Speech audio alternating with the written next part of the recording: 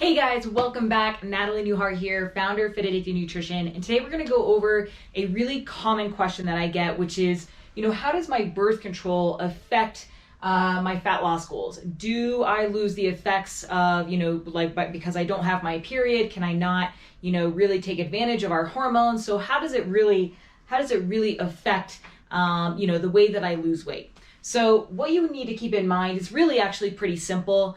Birth control really mutes the effects of estrogen. Okay, so you're going to want to because you're not going to have estrogen working for you, you're going to want to pay more attention to carbs and also stress. And so that means physical stress and emotional stress.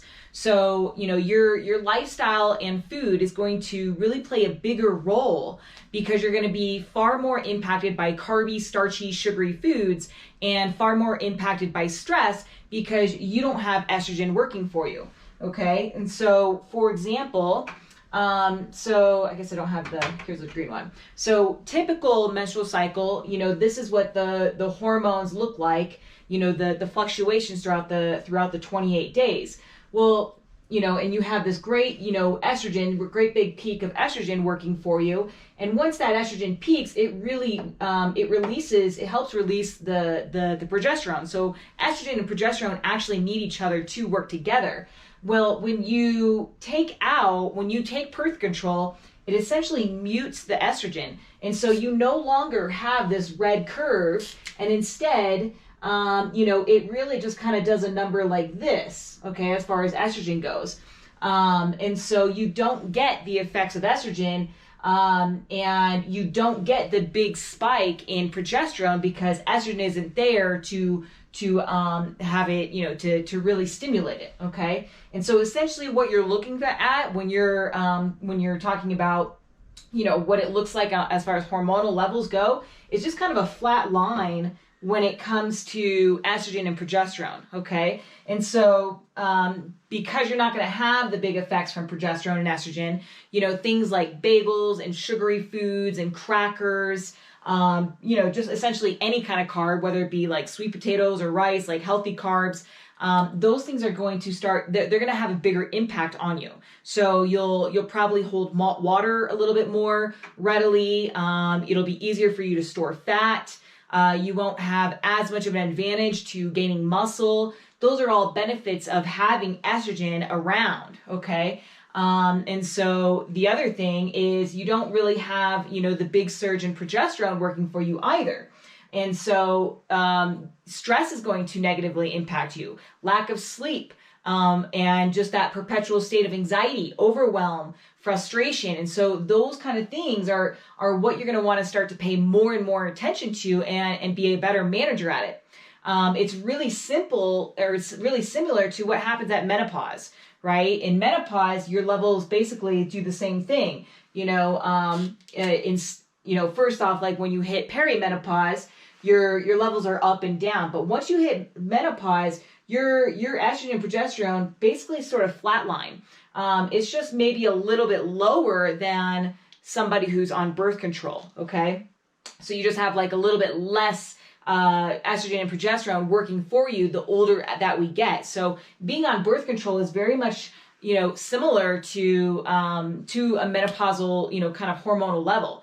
So if you're a woman over 35 on birth control, then your hormone levels are becoming more and more similar to a menopausal woman. And so you're going to want to really understand that and start to tailor your diet and exercise to that of a menopausal woman, okay?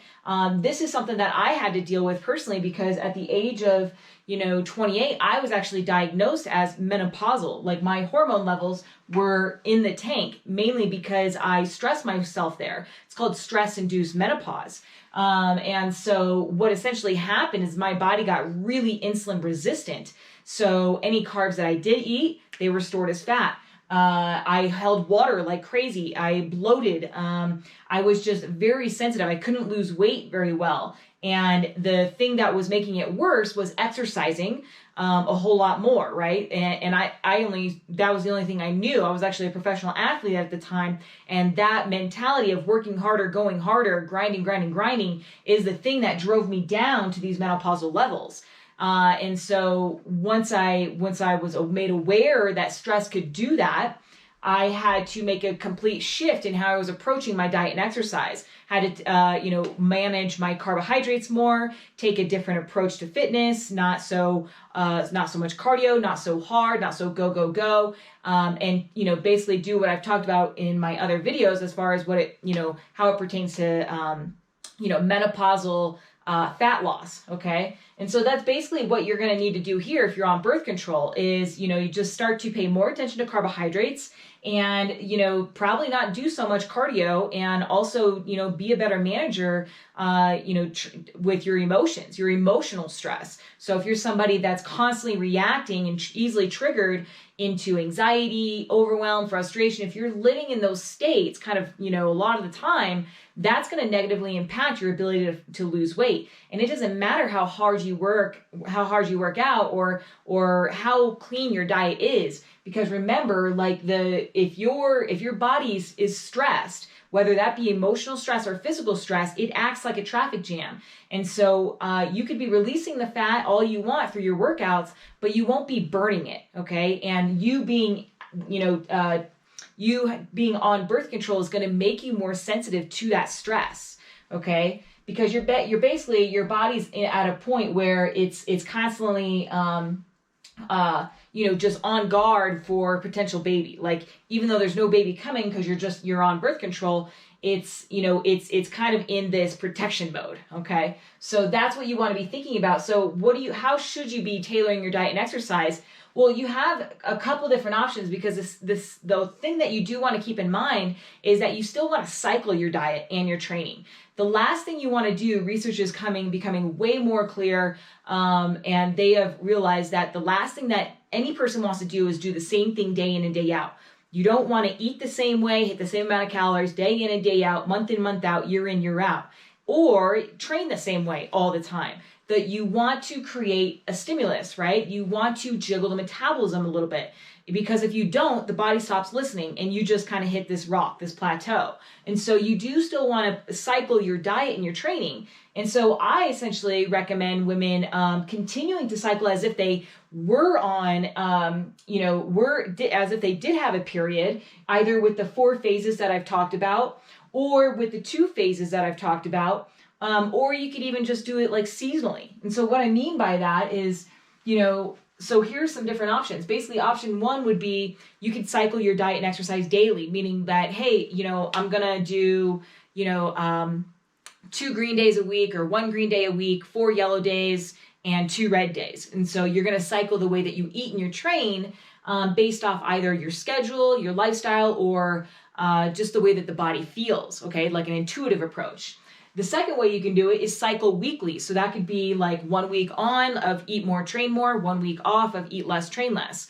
Or you could go 2 weeks on, 2 weeks off, or 3 weeks on, 1 week off. The point is to have some variation, okay? Where you're training a lot and you're eating a lot, and then you switch to training a little and eating a little, okay?